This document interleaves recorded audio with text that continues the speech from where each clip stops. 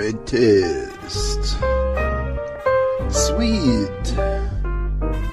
Sour. So good to taste. This is Great Taste on Solar Powered Crew FM. I'm Steve Boss. Thank you for joining us. Very, very exciting 60 minutes of delicious radio coming up for you all. We have with us Bruce Richardson, who is, we'll call him simply a tea maestro. He's an expert on tea. He is an expert on the history of tea. He's a nice guy, too, because I've had the pleasure of meeting him a couple of times. And Bruce is on the phone with us through Skype. And in the Hy-Vee Club Room, we have Corey Morrow, who is the owner of Earth and Tea in Fairfield. Actually, Earth and Water in Fairfield. And he serves tea, which you can see because of all this beautiful tea and all of the wonderful pots and delicious-looking other items that are sitting here on the counter. And we are going to explore all different facets of tea during these 60 minutes. So, Bruce, welcome to Great Taste. Thanks, Steve. Great to be here. And it's a cold night in Kentucky. Oh, Bruce, you know what? We're not really interested in listening to your complaints about cold in Kentucky. We live in Iowa, and we have plenty of cold here. So, you know what, Bruce? Let's just stick to tea, if you don't mind. It's an anomaly down here in the South, you know. All right. So, Corey, I know that you and Bruce have talked, and you have a plan as to how we're going to progress. So do you want to give us a little bit of an idea how we're going to do that? Sure. Yeah. So tonight, thank you everybody for coming. We are going to do a tasting of a few different things. I know Bruce is going to go into the history of some of these different teas, and I'm looking forward to that myself, actually. I'm expecting to learn a few things. But I've picked out a few different pure leaf teas here, 4 different pure leaf teas. We have a white tea, it's called Silver Needle. We have a green tea. I've picked the Wooloo Green Mist. We have an oolong. This is a lighter oolong, and I'll explain what all these different types of tea are, and I'm sure Bruce will as well. That lighter oolong is the Tea Guan Yin, and we are also going to be sharing an Assam, gold-tipped Assam, which is from India. Along with that, we have some delicious, tasty things. My wife bakes scones, and we have some shortbread, right? That was made with what? So we feature the Earl Grey creme tea in the shortbread, and it has a little bit of a vanilla flavor to it, and that's what we have available at the shop many days of the week. Okay, so that's terrific. So all that's coming up, but I think why don't we get started by talking about the history of tea? I mean, Bruce, what is tea? What is the tea plant? Where did it come from? Well, we think the tea plant, the birthplace of the tea plant was in the Yunnan province of China. And there we have some of the oldest bushes in the world. And the tea plant itself is a camellia bush, but it is a Camellia sinensis. Hence, it can't grow here, even in Kentucky, and certainly would die very soon where you are. But it's a bush that, untended, would grow maybe 30 to 60 feet tall. And there are bushes or trees now in Yunnan province that are centuries old. And tea, as you look from Yunnan into the Assam region of India, you find another tea bush there. It's the variety is the Camellia assamica. So within that portion of the world, you find the 2 great varietals of tea bushes, and that is the cradle of tea. And what I've asked Corey to do tonight is to lead us through a classic tea tasting, and I suggest to anyone who is putting together a tea tasting to consider doing maybe 4 teas, and the easiest way to do that would be to take the 4 different families of teas. So tonight we're going to go from the lightest toward the darkest. You drink it the same way you would do maybe a wine tasting, or here in Kentucky a bourbon tasting, and you would start with the beautiful Silver Needle tea that Corey has brought tonight from Fujian province of China. This tea We go back to the 11th century. We find that in the 11th century, in the early spring, this tea would be it's a mountain-grown tea. The women would pick it, often with gloved hands, and they would pick just the unopened bud, the young, very early shoots of the leaf, and they would take the other two leaves, or right behind it, and put those on the ground because they are of no good without that unopened bud. These unopened buds are actually put into the sun to dry in a very natural form and have hardly any oxidation in them. And they get their names because they look like little silver needles. Can you see them? Corey, do you have some there to show them the dry leaf so they can get an idea of what they're looking at? Yeah, we're passing around a little sample of it right now so people can look at it and smell it. But I think people may already be wondering, some people may be like, I can't really smell this so much. That's okay. It's well, the white teas it's a new thing for Americans. If you had mentioned white tea to somebody in America 30 years ago, they would have thought, well, you're talking about black tea with milk in it. But white tea is tea in its purest form. And some of the most expensive teas in the world are these beautiful silver needles. Now, there are two forms of white tea. You have the silver needles, but then you also have a less expensive Bai Mudan white tea, which includes very young leaves, and that is usually a lot more affordable than just these silver needles.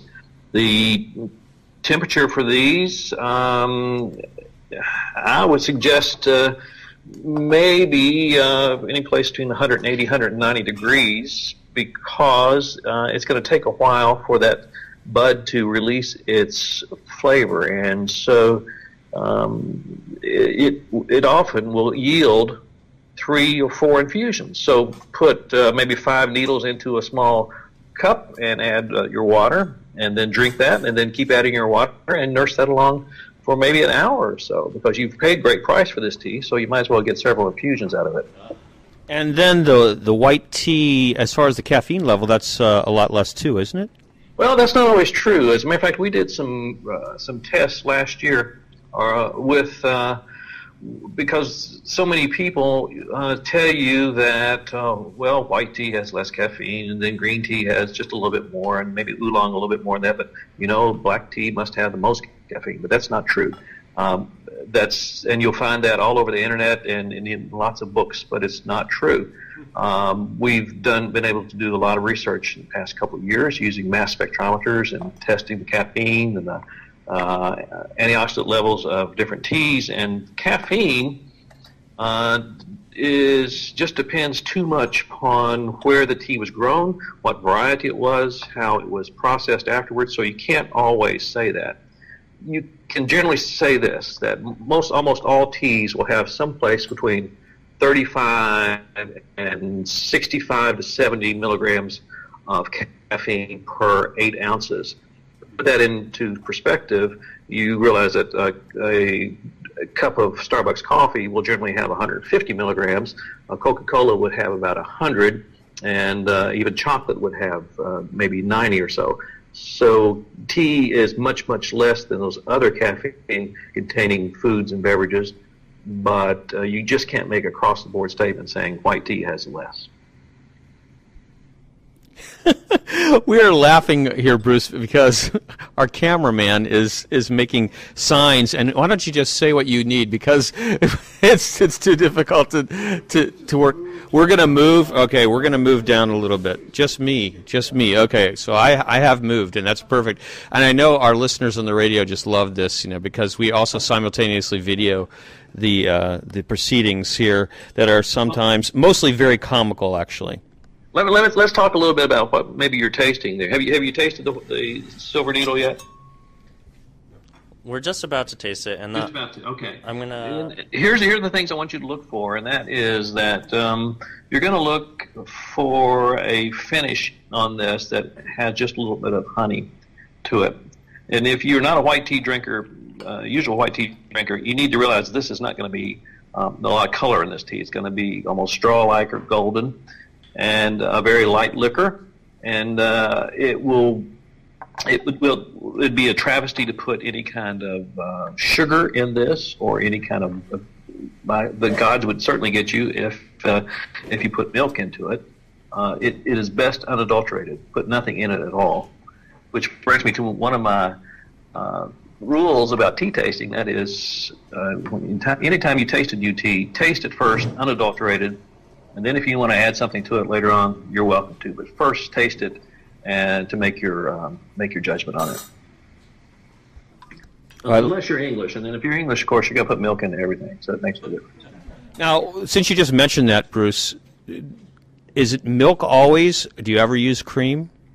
Well, there's only one cream. As a matter of fact, there was an interesting article in the New York Times this past Sunday, and it's one of my favorite winter teas. It's called East Friesen tea. And in the northern part of Germany, up on the seacoast, it's like Iowa there. It's just really cold in the winter. And people need something to get them through that. And so in the Friesen area of Germany, they have for years made a very strong black tea. Usually the base of it is an Assam, usually a CTC, rich malty tea. And it is so strong, almost like an espresso, that you can put a spoonful of cream and usually a little bit of sugar in with it. But almost every time you want to put milk rather than cream into your black teas. Well, actually, this is a wonderful tea. I'm enjoying the subtleties of it. To me, it's a little grassy, which I really like. Yeah, that's good. That's good. It is just a little bit grassy, and that's a good term to use when you're talking about drinking, especially green teas, and then it lingers over into white teas and even into some oolongs that have a green tendency as well. So that some people say grassy. Sometimes you have vegetative aroma, sometimes a little straw aroma. But what I always look for in a really good Silver Needle is the lingering honey finish on it. And that sometimes doesn't kick in until maybe 30 or 45 seconds after you tasted it. Well, that's interesting because I'm still waiting. I've got a little sweetness, but I don't have any honey. What about you, Corey? Yeah, in this one, I'm not getting honey quite yet. I'm going to do as Bruce says. I'm going to wait maybe 30 or 45 seconds before I take another sip. Yeah. And the good thing, Corey, I'm sure you find this too, is often the Silver Needles, it's a serendipitous thing. It's almost to me like drinking a Pinot Noir, in that sometimes Pinot Noirs can really excite you, and sometimes they can disappoint you. And sometimes it just depends on who you're drinking them with. And that's the same thing with tea. There's just too many varietals going on there for you to always say that this is exactly what's going to happen.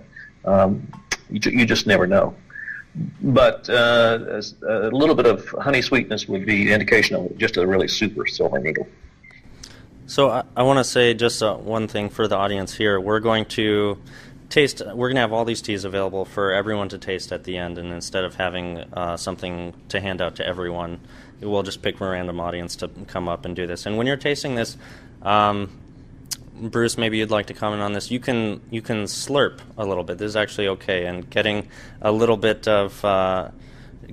more oxygen around the tea and cooling it off. That's great. You want to slurp, and whether you're drinking wine or drinking teas, you want to get more oxygen in there and get the liquid aspirated all throughout across your tasting palate there. So with the next tea that we taste, I want to make sure that the couple of people that actually get to taste it, I want to hear slurping, plenty of slurping, from you. Hey, I got to tell you, I was in Calcutta a few years ago at one of the largest tasting rooms in the world, and this is the tasting room where they taste all the teas for Tetley, and it's owned by the Tata Corporation. And there was a man there that I photographed and had a chat with, who every morning before lunch will taste about 450 teas. And he has a whole army of men that prepare the teas and wheel them up to him on wheeled trays. And he has a spittoon on wheels that is about 4 feet tall that follows him no matter where he goes. So he's tasting teas and swirling and making noise and spitting into a huge spittoon. He does at least 450 cups every day before lunch. I mean, it's astounding. Just to even think about that's astounding. All right, let's move. Oh, do you want to add something? Yep. So let's. I think everybody's already finished their taste right now, but let's stick with this for a little bit because I want to maybe hear from an audience member about what they're finding. And I'm sure a lot of you are going to say something like soft. I'm like, right? Those of you that tasted it, this is pretty mild, pretty soft. But as Bruce said, a little bit of sweetness, and maybe can I hear from somebody else what you've...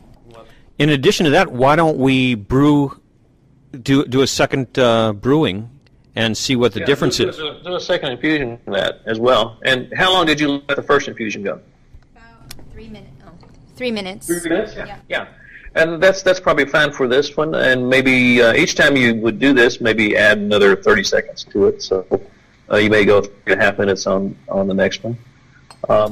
And this is a tea, too, that you can just put into a cup and leave it in there and just keep adding water to it and just kind of nurse it along for a while.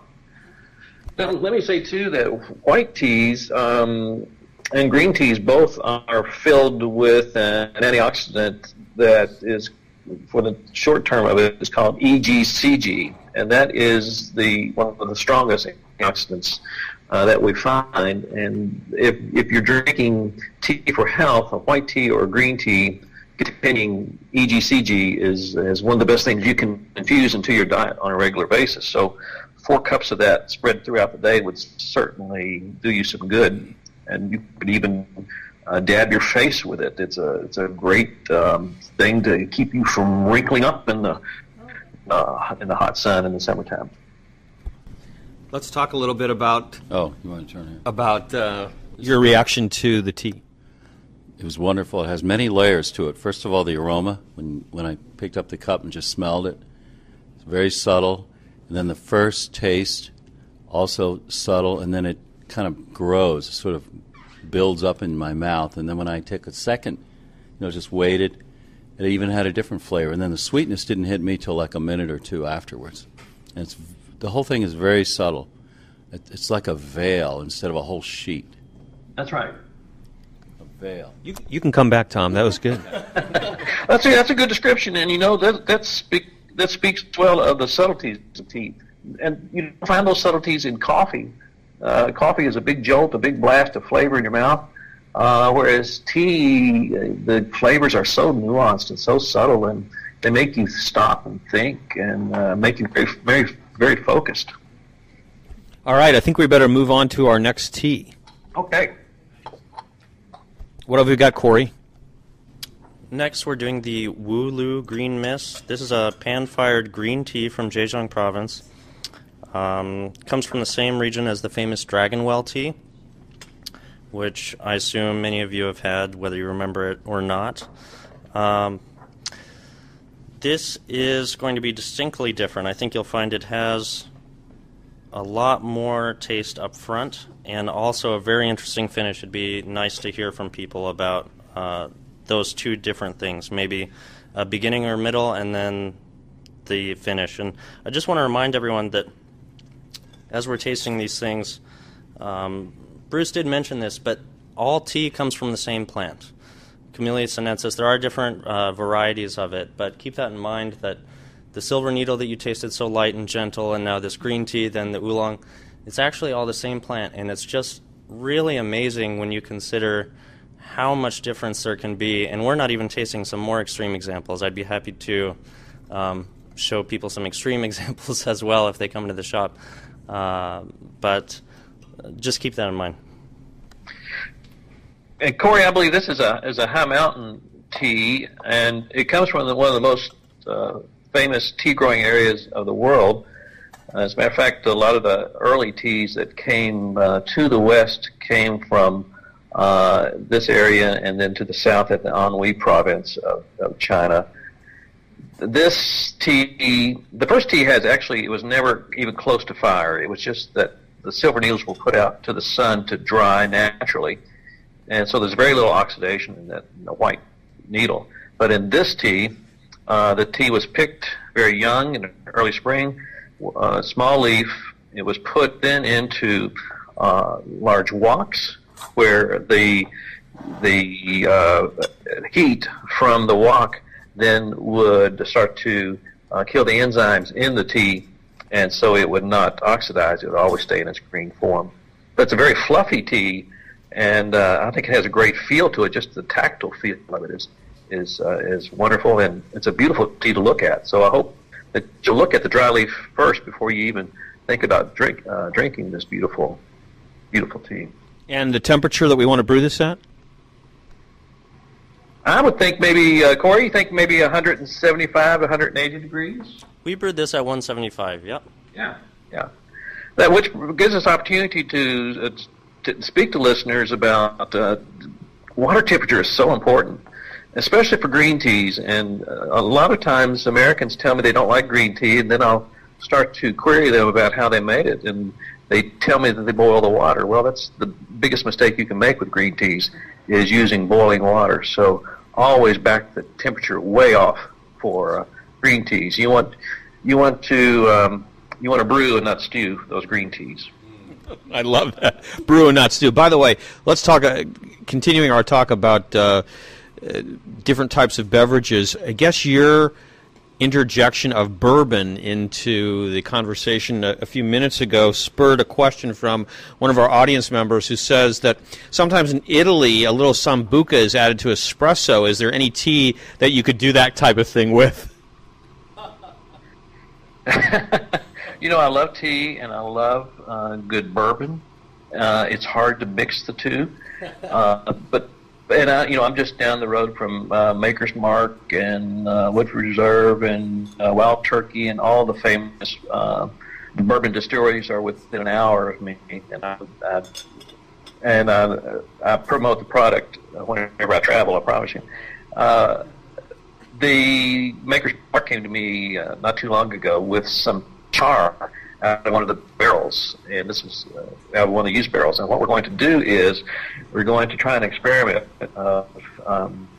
Tea picks up aromas so easily, it's almost like a sponge. And so you could just put something odoriferous within the region of this tea, and it would draw in that aroma. So we're going to put some tea, probably a black Union tea, in the presence of some of this used bourbon char from the inside of the barrels, and see if we can pick up that burnt oak and bourbon flavor into a Union tea. So I'll keep you posted on that one.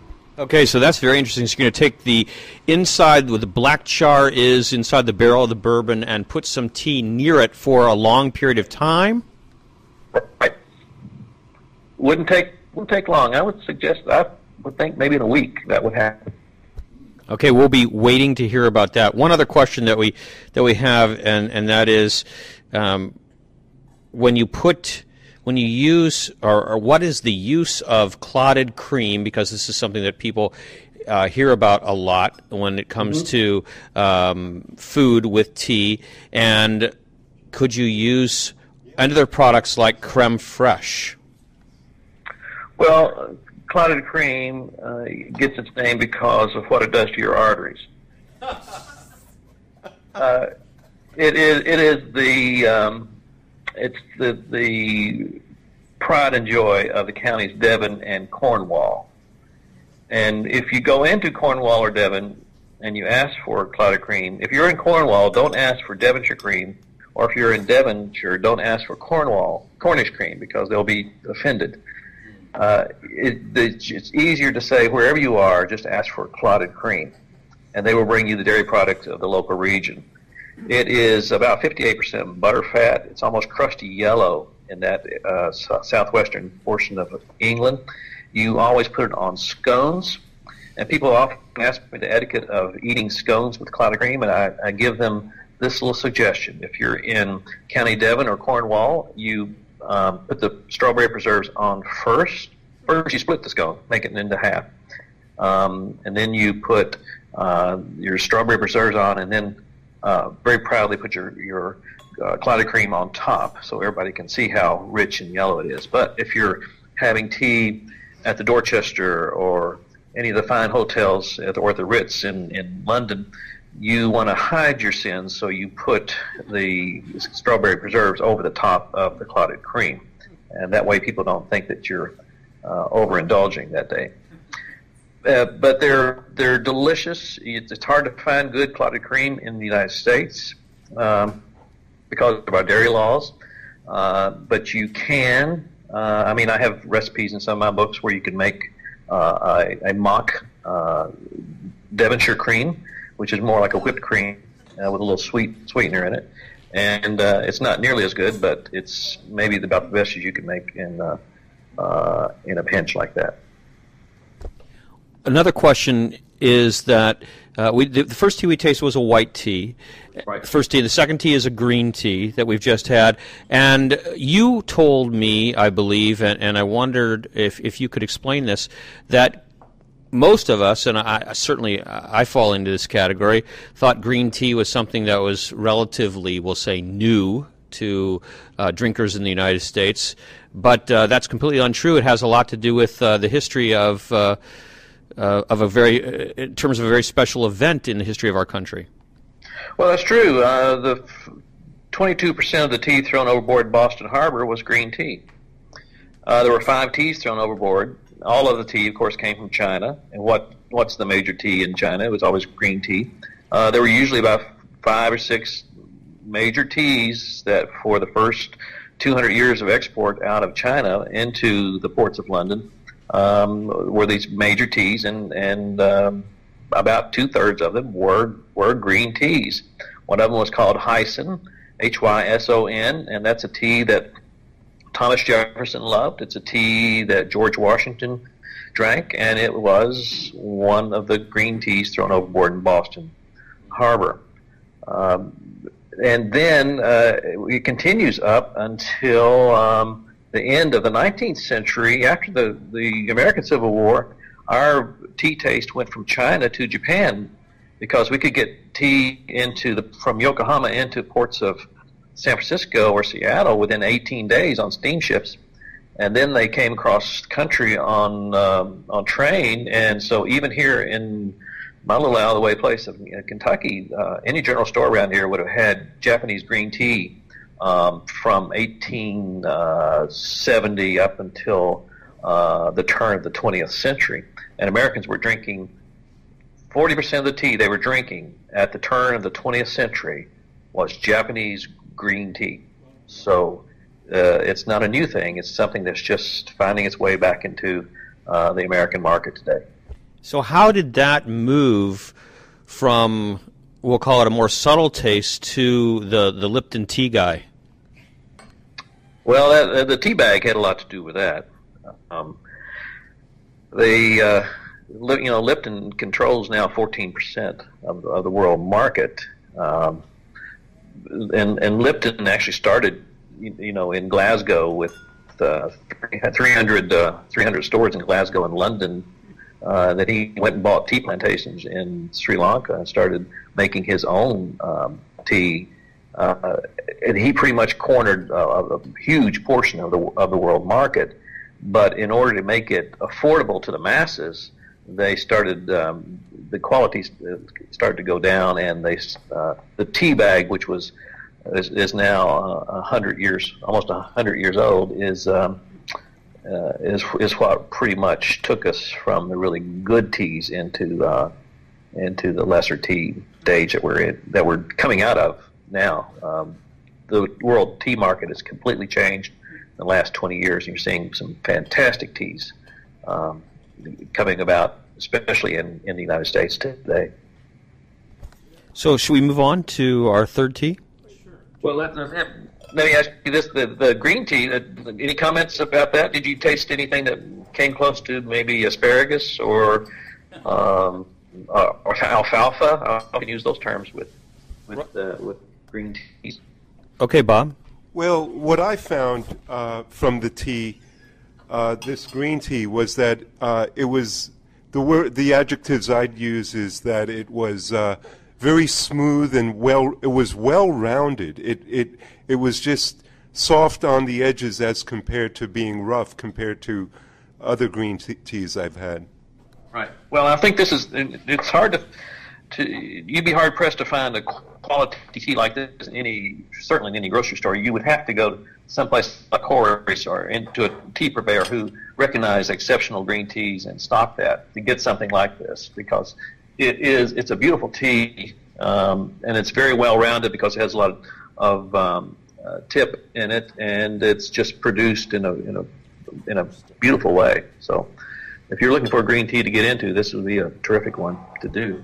Let's just end this little section about green tea, just because I get so many people. I get this question every day about people come into my retail shop and they say, I was watching Dr. Oz and I should be drinking green. He says I should be drinking green tea, and what do I do? And here would be my prescription: drink 4 or 5 cups of green tea throughout the day. It could be hot or cold. It needs to be fresh. It needs to be well made with the right temperature. And then if you want to keep the antioxidants alive in your system a little bit longer, add just a little bit of citric acid to either your intake throughout the day or into your tea. So it could be just a few drops of lemon juice. It could be some orange juice that you have throughout the day. That citric acid keeps that EGCG alive a lot longer within your system, and you'll be doing your system a great deal of good to use that prescription. So what we're going to do is we're going to see if anyone wants to volunteer, and we'll take a look at you. You know, you can. We'll take a picture of you tonight, and then a few months from now, and see if you've. I don't know what the right word is. I think they were using it with Renee Zellweger actually on the Academy Awards, that her face looked the same as it did 10 years ago. So we'll see how you're doing as you progress here. That didn't go over, did it? Okay, well, whatever. All right. So you like that? Okay, good. At least one person appreciated that. Anyway, yes, come on up and we'd love to hear your comments. I think that what's the one thing that I love about tea is that it's just such a fun subject. It's such a fun thing to talk about. It's so civilized, I guess, is my comment about drinking tea. Yes, go ahead. I just wanted to comment. It's interesting that this green tea tastes so different than the stuff that you get in the store or anywhere that's in the consumer market. I thought it was going to be really sweet and light because that's how it normally is, but this is really thick and mossy, and it has a totally different taste to it. So it's kind of enlightening to have the real stuff. So I thought I would share That's a great comment. And often I'll be at a grocery store and I'll see people going down the aisle and they'll put these gallon jugs of iced green tea or cold green tea into their carts, and they think they're doing themselves great good, but there's very little antioxidant power in those teas, and often they have you got to watch because they have high fructose corn syrup in them, and you just need to forget about doing it that way. Go home, make your own. It's cheaper, and you'll have a better tasting experience. Okay, one more comment, and then we'll move on to tea number 3. Yeah. And the reason I just want to make this clear for everybody, our listeners can't see it, but I am so possessive of this microphone, and the reason I'm so possessive of it is that it makes a lot of noise when you touch it. So I don't want to give it to you, because otherwise when people are listening to the broadcast, they'll be listening to all kinds of noise, and that's the only reason. It's not that I love it that much. So you said, Bruce, that this second one had the green tea had a asparagus thing, and I experienced with this the same thing I do experience with asparagus, is that after there's a sweet taste in your mouth. That's right. Which I love it about both green tea and asparagus. And it lasts a long time. You just feel healthy. You feel like you're doing yourself a favor when you drink a tea that reminds you of asparagus. It's like getting an extra serving of vegetables in your diet, and that's exactly what's happening. Okay, we're going to have one more comment because somebody a question, and then we'll move on to tea number 3. All right. I think you mentioned something about the temperature of the water in order for the value of the antioxidant benefit, or was it the antioxidant? Well, it's not so much for the antioxidants as it is just the taste. Okay. What happens if you put way too hot of water on green tea or white tea, it will pull out too much of the flavonoids out too quickly, and it just leaves a very bitter taste in your mouth. And what you're tasting is the flavonoids that have come out too quickly. So you want to coax them out gently. You don't want to force them out. So it's not so much about the health benefit of it as it is the taste benefit of it.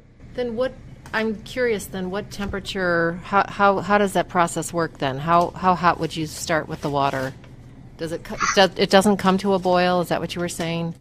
Well, let me just do a little promotion here. I write the reference book to tea called The New Tea Companion with Jane Pettigrew in London, and this is the book that Twinings in London uses. Every tea purveyor in the United States uses this book.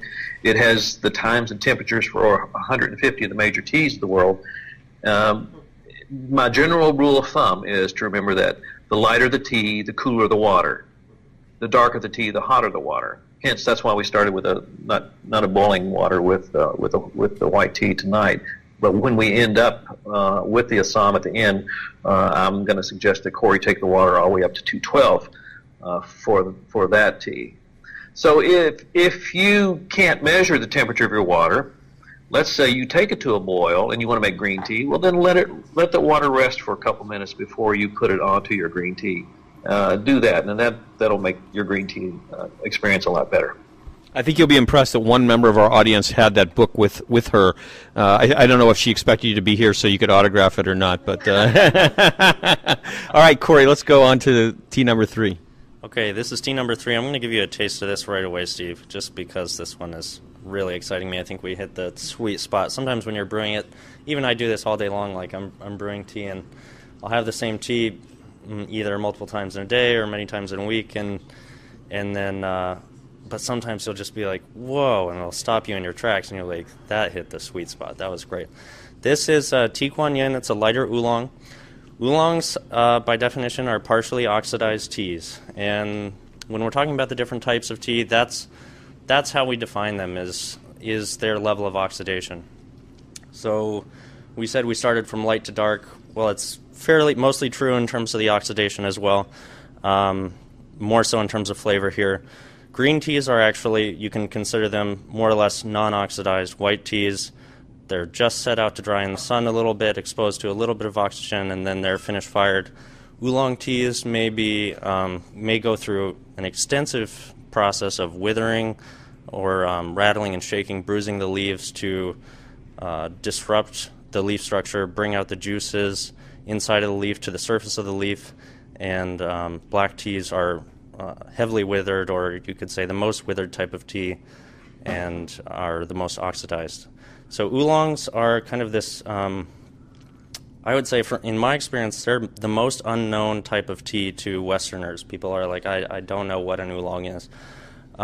There's a huge range of different oolongs. Some are lighter, and this one, which a few of you are going to taste right now, is quite floral and sweet. You might taste some honey, you might taste some peaches, different types of stone fruit, things like that.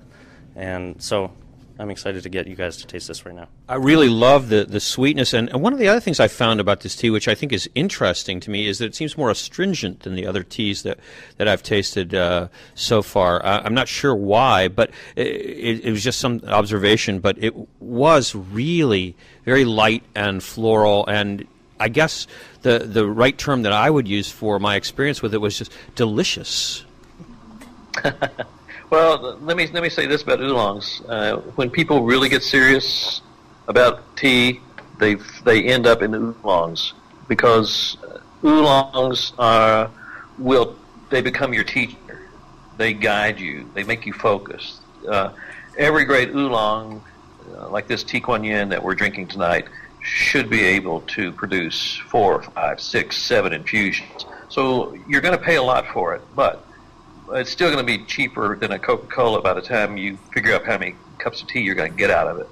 And each one of those, you will sit around and talk with your friends, and you'll make comments about the tea, and all of a sudden, you're being more focused. You're not paying attention to all those things that are waiting at home for you, or all those things at the job that you have to do. You're becoming focused about the tea and the person sitting next to you, and it becomes almost like communion.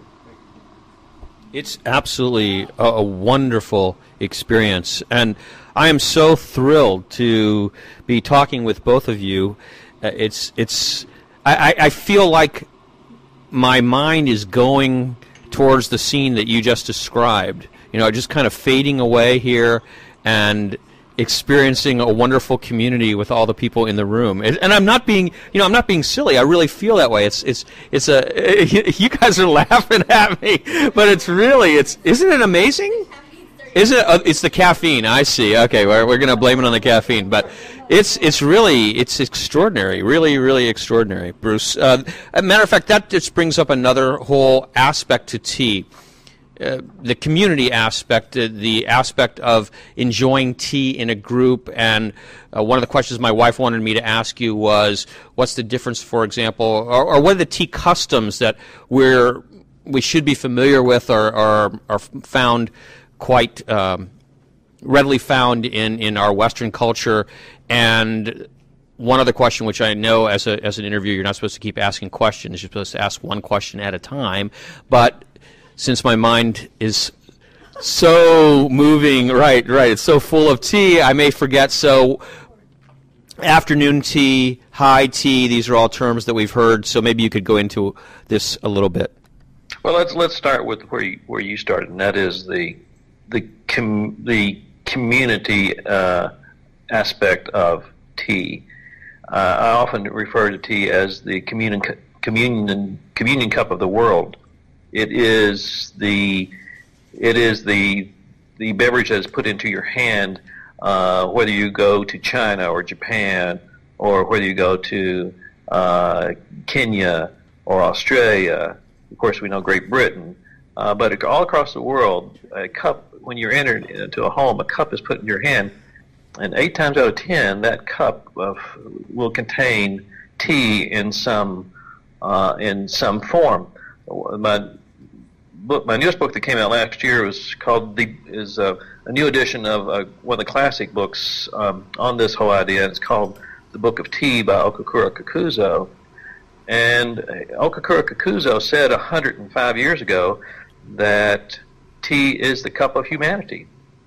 And he came from Yokohama to Boston and interpreted the whole beautiful ideals of the East and the beauty of art and simplicity to a very frantic Boston through the common metaphor of a teacup. That's been my whole life's goal now for 20 years, is to somehow bring that cup of humanity to a very thirsty world. And I think that's kind of what you're experiencing there tonight as you look into this cup of tea Kuan Yin, one of the classic teas out of China for years. No matter where you go, we're talking about the customs of tea. If you go into Russia, is one of the biggest tea drinking areas of the world, and they have for years imported huge amounts of tea from India, Sri Lanka, and of course China to begin with. And a lot of the early tea that was brought into Russia from China was in the form of bricks. It was bricks of tea that were pressed and compressed into cakes, and that tea was brought into Russia centuries ago. And of course, the Russians love to have a lot of sugar with their tea, it seems.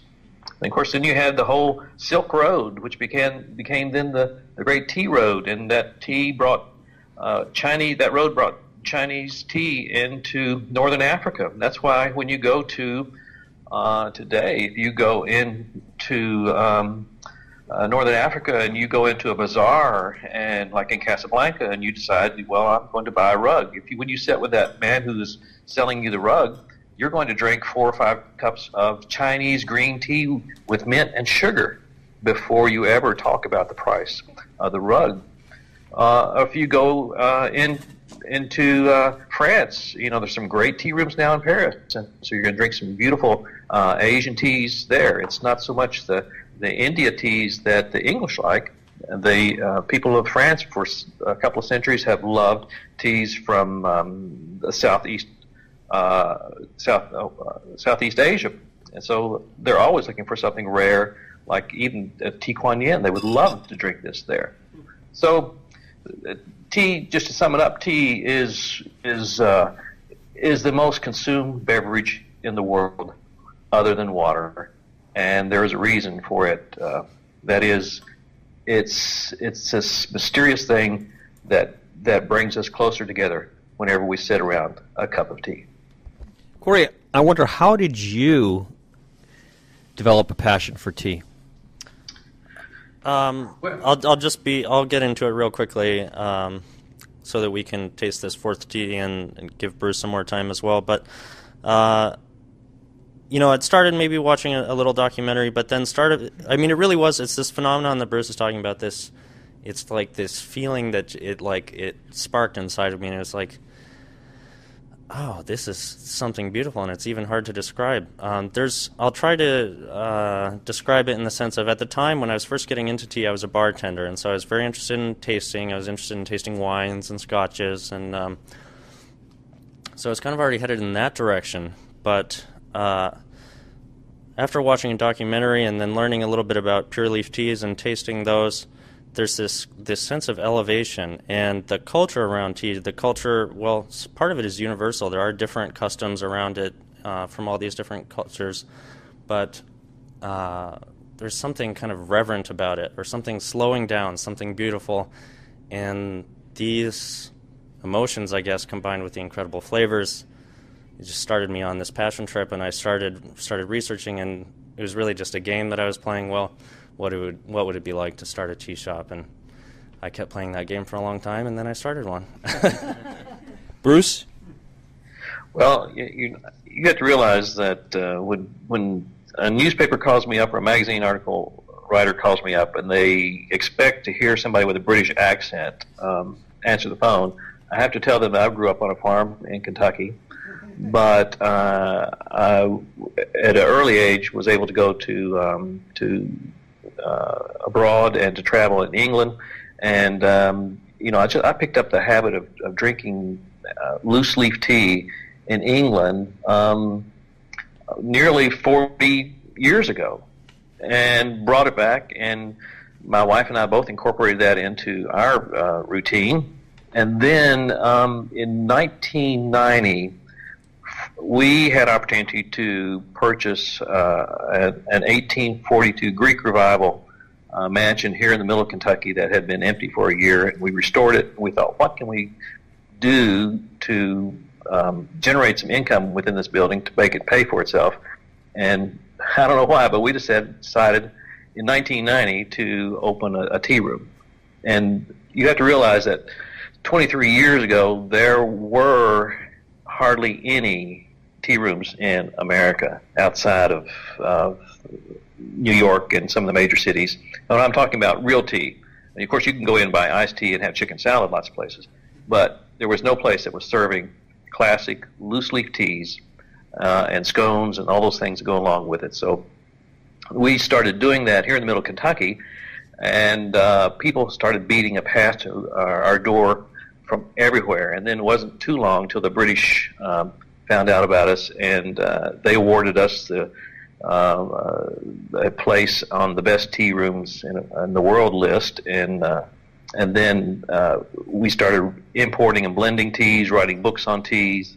And so we've been in this business now for 22 years. We did the tea room bit for 14 years, and then we put that aside in order to focus on our importing, blending, and writing books. So we've been able to see this tea culture in America go from 0 to 100 in 22 years, and it's just been a fantastic ride, and it's continuing to go up, up, up, because people are looking for two things. They're looking for, number one, they're looking for that quietness that we've talked about, something that's antithesis to our busy society. Second thing is they're looking for something to include into a healthy lifestyle, and tea is one of the most healthy beverages or food products that you can put into a healthy lifestyle.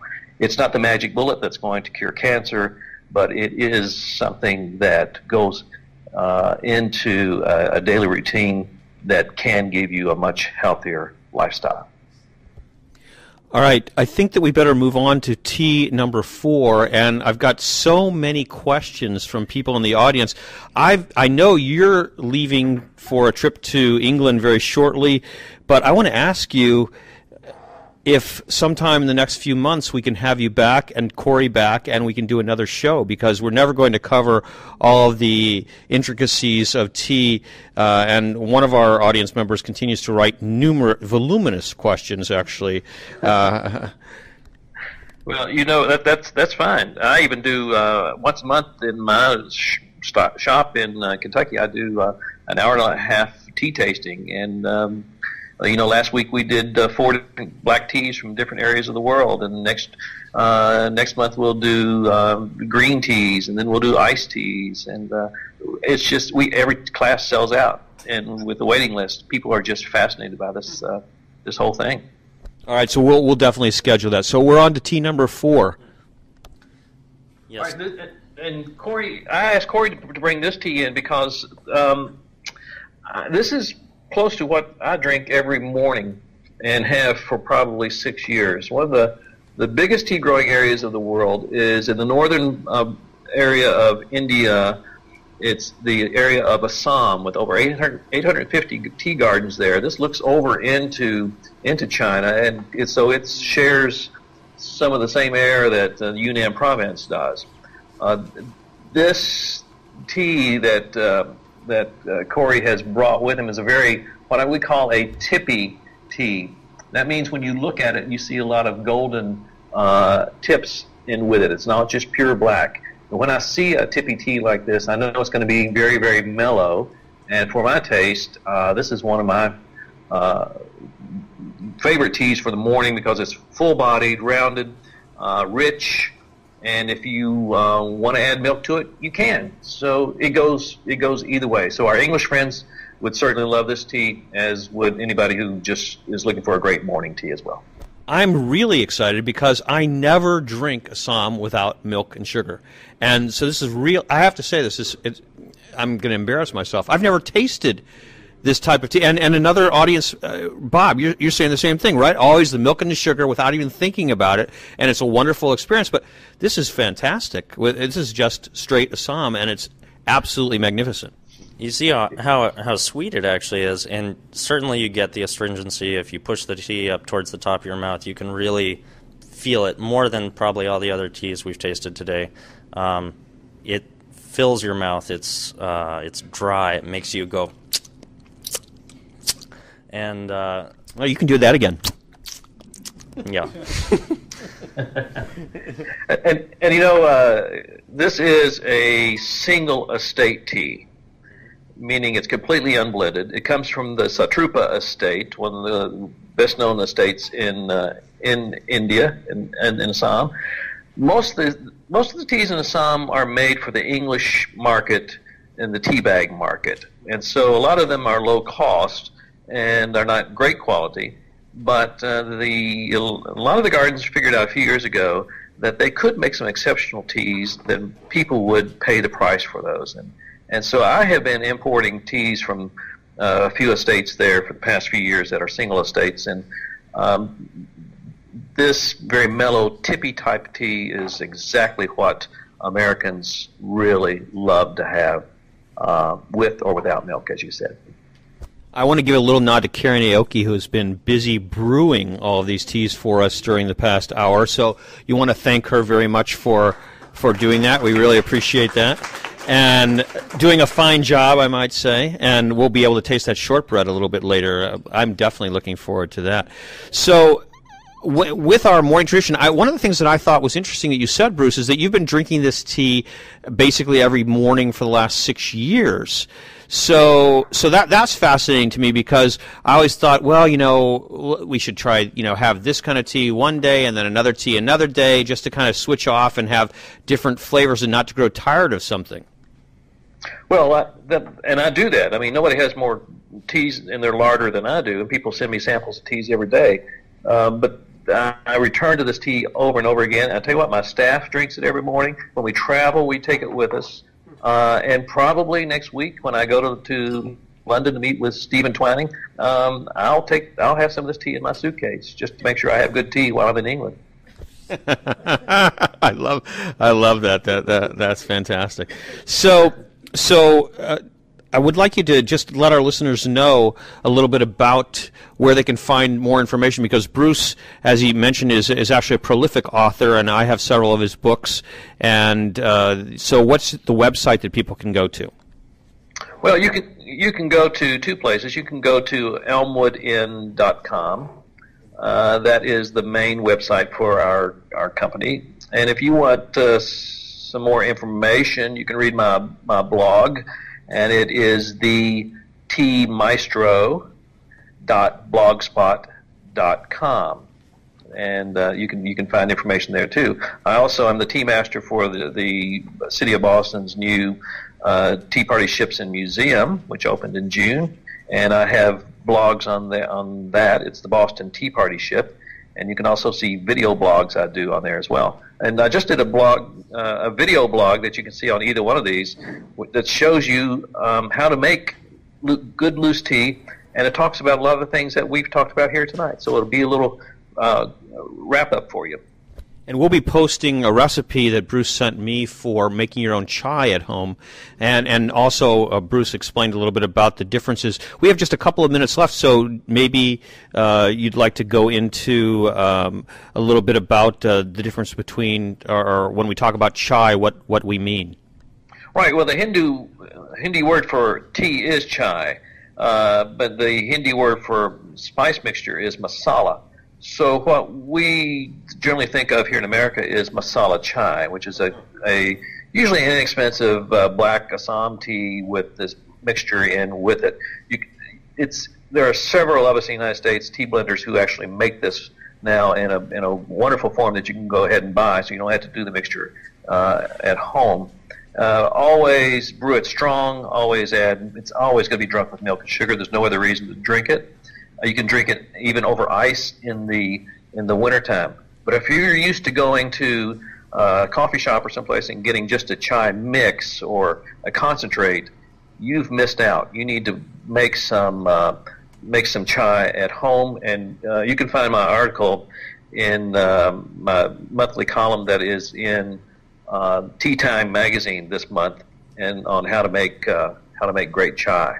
But it is the national drink of India. And we'll put that on the blog post on Crew sometime in the next couple of days. Corey, you want to just give us your thoughts as we kind of wrap this up? I just want to thank everybody for coming out, and we will be doing some more tastings as well at Earth and Water. This is kind of like a cross-section or a 101. You get to taste a few different types, and we've done a couple things like this before. But I'm looking forward to, as the season progresses and maybe as we get like the new 2013 teas in, then we can do focus tea tastings around spring green teas, and that'll be really wonderful. Or we can do a tasting on Darjeelings, and we can taste maybe different first flush Darjeelings or different second flush Darjeelings. Bruce, in 30 seconds, can you tell us a little bit, since Corey actually brought this up, can you tell us a little bit about how important it is in terms of tea being fresh? Well, tea needs, I get this question all the time. People ask me, I had this tea in my cupboard for a couple of years, should I drink it? And it won't hurt you, but it's not going to be as good as it was when it was within a year. You have to realize all the tea in Boston that was thrown overboard was almost 4 years old. That was awful tea. But just about every tea deserves to be fresh within the year, except for sometimes Darjeelings actually get better with age. So if they're packed right and kept fresh, they can actually get better with a little bit of age, just like a good red wine. Bruce Richardson has been with us for the past 60 minutes. This has been the most tea-licious 60 minutes on the radio. You've been listening to Great Taste. Corey Morrow, also the owner of Earth and Water. And all we can say is make yourself a good cup of tea and catch us again next week on Great Taste. Great Taste. Sweet. Sour. So good to taste.